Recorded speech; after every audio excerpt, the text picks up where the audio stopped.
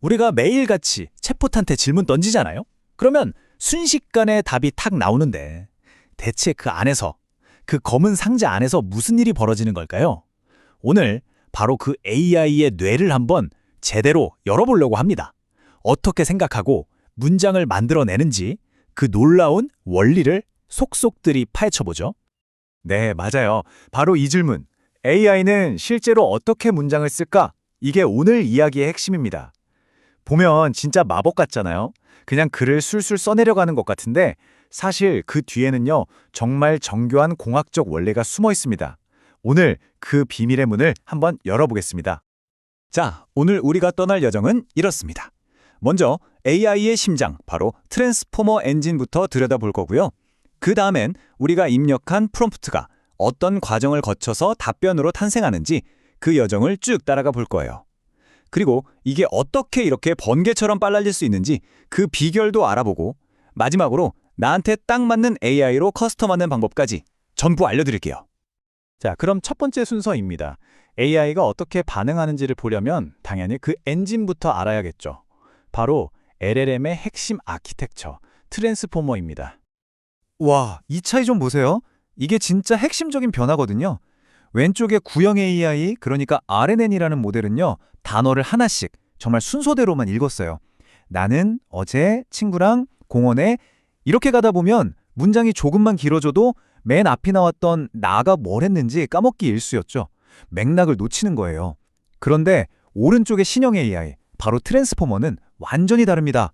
문장 전체를 그냥 한 번에 통째로 봐버려요. 그래서 문장이 아무리 길어도 어떤 단어가 어떤 단어랑 관련이 있는지 동시에 파악할 수 있는 거죠. 이게 바로 AI 언어 능력의 빅뱅을 가져온 혁신입니다. 아니, 근데 어떻게 문장 전체를 한 번에 이해한다는 걸까요? 그 비밀이 바로 여기에 있습니다. 셀프 어텐션, 말 그대로 AI의 초능력이라고 생각하시면 딱 맞아요. 문장 안에서 어떤 단어가 다른 단어랑 더 끈끈한 관계인지, 뭐가 더 중요한지 스스로 가중치를 매기는 거예요. 이걸 통해서 문법 구조라든가 단어 사이의 아주 미묘한 뉘앙스까지 싹 다 파악하는 거죠. 자, 그럼 조금만 더 깊게 들어가 볼까요? 이게 어떻게 계산되는 거냐면요. 도서관에서 필요한 책 찾는 거랑 비슷하다고 상상해 보세요. 모든 단어, 그러니까 토큰은 세 가지 정보 꼬리표를 갖게 됩니다. 쿼리, 키, 밸류. 쿼리는 내가 던지는 질문, 이 단어랑 관련된 정보 내놔 하는 거고요. 키는 책의 제목이나 색인 같은 거예요. 밸류는 책의 실제 내용이고요. 그러니까 한 단어의 쿼리가 다른 모든 단어의 키를 쫙 훑어보면서 너 나랑 관련 있어? 하고 점수를 매기는 겁니다. 그리고 관련 점수가 높은 단어의 밸류, 즉 실제 내용을 더 비중 있게 합쳐서 최종적인 의미를 만들어내는 거죠. 정말 똑똑하죠? 자, 이제 엔진이 어떻게 돌아가는지 감이 좀 잡히셨죠? 그럼 이제 진짜 실전입니다. 우리가 프롬프트를 입력하고 전송 버튼을 탁 누르는 그 순간부터 어떤 일이 벌어지는지 그 여정을 함께 따라가 보시죠. 우리가 보낸 프롬프트는요, 마치 공장의 생산 라인처럼 이 네 단계를 착착 거치게 됩니다. 첫째, 토큰화. 우리 글을 토큰이라는 작은 부품으로 잘게 쪼개는 거예요. 둘째, 프리필 단계. 여기서 모델이 우리가 준 토큰들을 한꺼번에 쫙 읽어서 전체적인 맥락을 순식간에 파악합니다. 이게 병렬 처리라 엄청 빨라요. 그리고 셋째, 바로 디코딩 단계. 이제부터가 진짜 창작의 시간입니다. 마치 우리가 글 쓰듯이 한 토큰씩, 한 단어씩 다음 내용을 예측하면서 답변을 만들어내죠. 마지막으로 이 만들어진 토큰 조각들을 다시 합쳐서 우리가 읽을 수 있는 완벽한 문장으로 만들어주는 역토큰화 과정을 거치면 끝입니다. 그 첫 번째 단계, 토큰화가 왜 중요하냐면요. AI는 우리처럼 안녕하세요라는 글자 자체를 이해하는 게 아니거든요. 이걸 안녕하세요 요처럼 의미 있는 작은 조각, 즉 토큰으로 잘게 나눕니다. 그리고 이 토큰들 하나하나를 숫자로 바꿔주는 거예요. 그래야 컴퓨터가 계산할 수 있으니까요. 한마디로 인간의 언어를 컴퓨터의 언어로 번역하는 과정인 셈이죠. 아, 이거 다들 보셨죠? 챗 GPT 같은 거 쓰면 답변이 타타타탁 하고 타자 치듯이 나오잖아요. 그게 바로 이 디코딩 과정을 우리 눈에 실시간으로 보여주는 토큰 스트리밍이라는 기술 덕분입니다. AI는 실제로 한 토큰, 한 토큰씩 다음 단어를 예측해서 뱉어내고 있는 거고요. 만약 답변이 다 완성될 때까지 그냥 하얀 화면만 보고 기다려야 한다면 엄청 답답하겠죠? 이렇게 보여주니까 훨씬 덜 지루하고 뭔가 AI가 진짜로 생각하면서 글을 쓰는 것 같은 느낌을 주는 거죠. 자, 그런데 말이죠. 사실 이 모든 과정, 특히 토큰을 하나씩 생성하는 디코딩 과정은 원래 엄청나게 느립니다. 그럼 이걸 어떻게 우리가 거의 실시간처럼 쓸 수 있는 걸까요?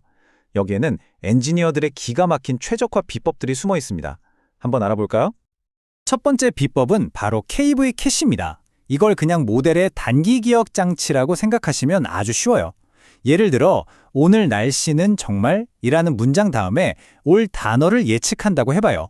그럼 그 다음 단어를 예측할 때 또 오늘 날씨는 정말을 처음부터 다시 계산할 필요가 있을까요? 없겠죠?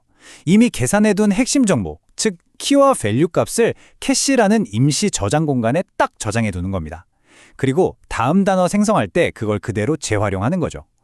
이런 불필요한 반복 계산만 없애도 속도가 어마어마하게 빨라집니다. 두 번째 비결은 양자화라는 기술입니다. 이건 좀 비유하자면 모델의 다이어트라고 할 수 있어요. 원래 모델이 사용하는 숫자들은 32.12345678처럼 아주 정밀한 실수인데요. 이걸 32.12처럼 좀 덜 정밀한 숫자로 바꾸는 거예요. 마치 우리가 초고화질 원본 사진을 화질은 거의 비슷해 보이면서도 용량은 훨씬 작은 JPG 파일로 압축하는 것과 똑같은 원리입니다. 모델의 덩치를 확 줄여버리니까 당연히 메모리도 덜 먹고 계산 속도도 빨라지는 거죠. 그 효과가 어느 정도냐면요. 정말 놀랍습니다. 이 양자화 기술 하나만으로도 모델이 필요로 하는 메모리 사용량을 절반, 많게는 무려 75%까지 줄일 수 있어요. 이건 정말 엄청난 거죠. 덕분에 예전에는 상상도 못했던 스마트폰이나 노트북 같은 작은 기기에서도 강력한 AI 모델을 돌릴 수 있게 된 겁니다. 마지막으로 속도에 영향을 주는 건 전략의 문제입니다. 다음 단어를 어떻게 고를 것이냐, 이 선택의 문제예요. 가장 단순한 그리디 서치는 그냥 매 순간 확률이 제일 높은 단어 하나만 딱 고르는 거예요. 아주 빠르지만 좀 단조로운 답변이 나올 수 있죠. 반면에 빔 서치나 샘플링 같은 전략은 여러 후보를 동시에 고려하기 때문에 훨씬 더 창의적이고 품질 좋은 답변을 만들어낼 수 있어요. 하지만 그만큼 고민하는 시간이 길어지겠죠? 결국은 속도를 택할 것이냐, 품질을 택할 것이냐 하는 끊임없는 트레이드오프 관계에 있는 겁니다. 자, 지금까지는 범용 AI가 어떻게 작동하는지 알아봤다면 이제부터는 이 강력한 AI를 내 입맛에 맞게 특정 목적을 위한 전문가로 만드는 커스터마이징의 세계로 들어가 보겠습니다. 이 범용 AI를 나만의 전문가로 만드는 데에는 여러 가지 도구가 있습니다. 크게 세 가지로 볼 수 있는데요. 가장 손쉬운 건 프롬프트 엔지니어링이에요. 말 그대로 질문, 즉 프롬프트를 아주 잘 만드는 거죠. 그리고 AI가 최신 정보나 우리 회사 내부 문서 같은 걸 참고하게 만들고 싶다면 RAG라는 기술을 쓰고요. 아예 AI를 특정 분야, 예를 들면 법률이나 의료 전문가로 탈바꿈시키고 싶다면 파인튜닝이라는 방법으로 직접 데이터를 학습시킵니다. 어떤 도구를 쓸지는 내가 뭘 하고 싶은지에 따라 달라지는 거죠. 그런데 이 파인튜닝이라는 게 원래는 돈도 시간도 엄청나게 많이 들었거든요. 모델 전체를 다시 학습시켜야 하니까요.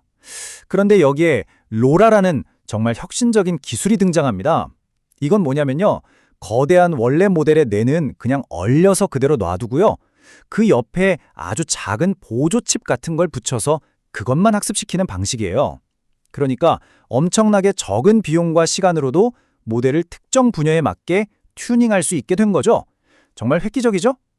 로라 같은 이런 기술들, 이걸 통틀어서 PEFT, 즉 파라미터 효율적 파인 튜닝이라고 부르는데요.